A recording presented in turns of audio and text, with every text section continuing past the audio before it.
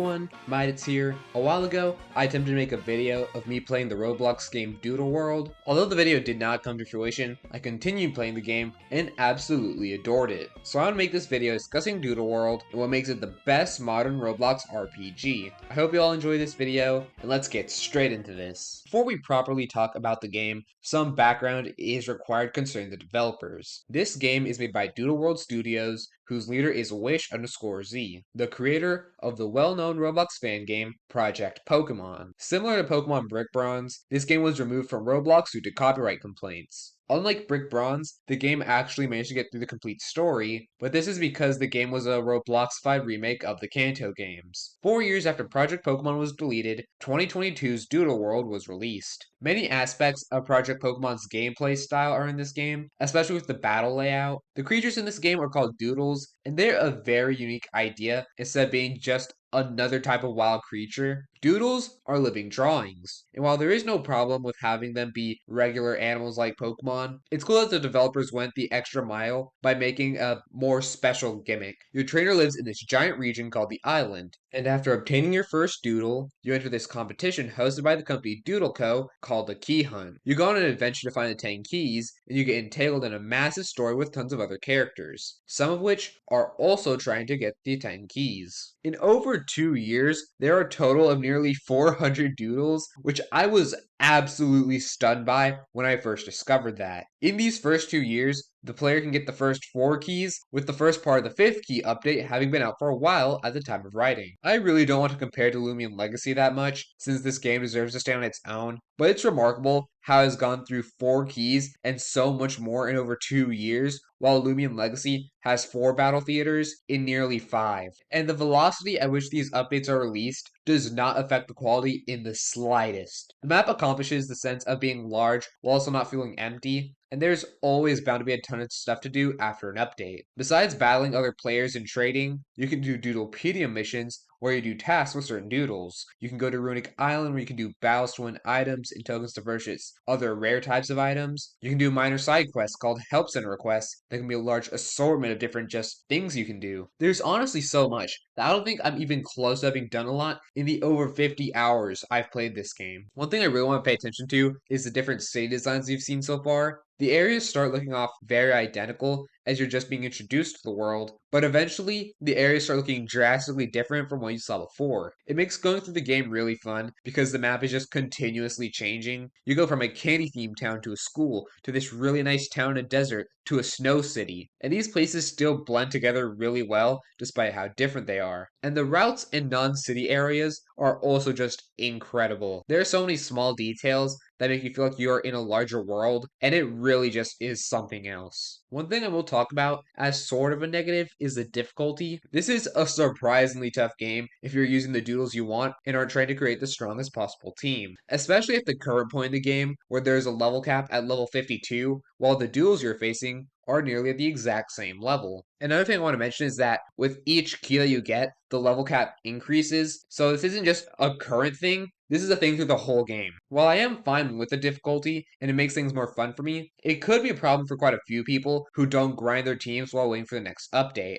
because they're bound to be very underleveled. Seriously, if you play this game, don't mess around because the game certainly doesn't. I want to quickly delve into the primary cast of this game, and I will warn you right now, there are spoilers for the game's plot. You, the central character, are on a journey to find the 10 keys for Doodleco's Key Hunt, and there's some intriguing things I noticed about the main character. One part is that you have conversation options that affect your karma. While this has no effect on the game at the moment, this does seem to be leading to either something with the story or a doodle that you obtain later on. Also, there's this one side quest I did where you're gifted a free doodle, and in the dialogue for that side quest, I realized something I had an earlier suspicion of, that being, the game pulls an Undertale where you, the player, and you, the main character of the game, are two separate entities. The character I talked to says that there's an outside force controlling your character, and when asked how far back you remember, the character can only answer as far back as a couple months ago when the key hunt began, or as how we would know it when we started playing the game. That is definitely something I'll be maintaining my eye on as the story progresses. PJ is someone you meet very early on,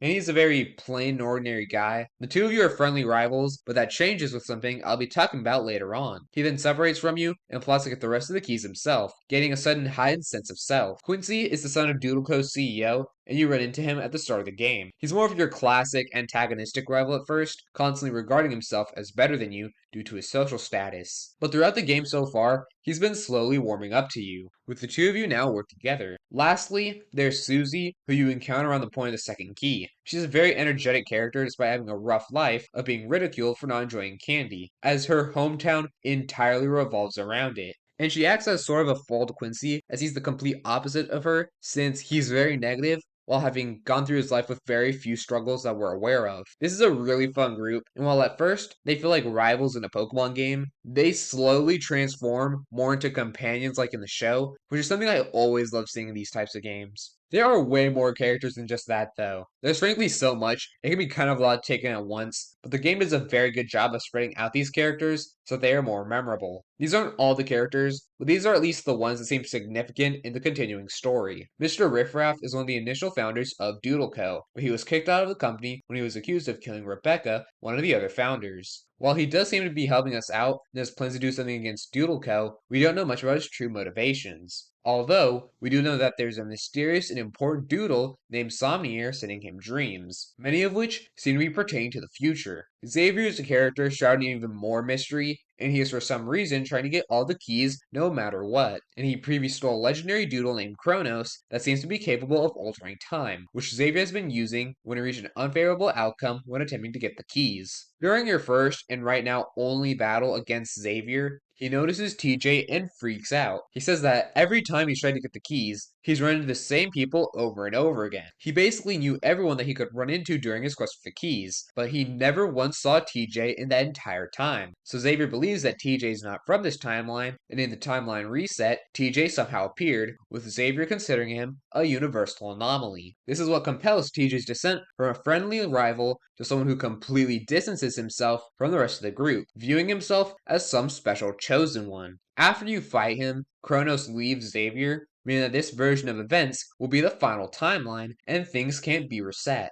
Charles is Quincy's dad and the CEO of Doodle Co., and while he isn't directly involved in the story as of right now, he is bound to be more significant later on, for obvious reasons. Portia is the daughter of Doodle co-founder Rebecca, and she is the founder of the Quincy Fan Club, which is dedicated to, you guessed it, Quincy. Due to being Rebecca's daughter, she is an executive at Doodle Co., so she'll likely be appearing more throughout the story. Lastly, Tennyson is another executive at Doodle Co. In fact, he is the right-hand man to the CEO. He's very serious, and we don't know an incredible amount about him yet, but one thing we definitely know is that he has a clear hatred of Mr. Riffraff. While it might be a bit much at times, it's impressive how many characters this game has that are pivotal to the plot, especially since remember, this game is only like halfway through. I didn't even talk about every single executive of Doodle Co., and I didn't even talk about any of the key guardians. Not only are we likely to learn more about the characters we already know about, but we will probably learn about new major characters as well in the future. This game feels like it's barely started, and I mean that in the best way possible, as there are so many different things this story can explore. In case you somehow can't tell, when it comes to these kind of games, I normally go to them for the story, and despite Project Pokemon being a spin on an already existing game and plot, the concept and characters these developers have devised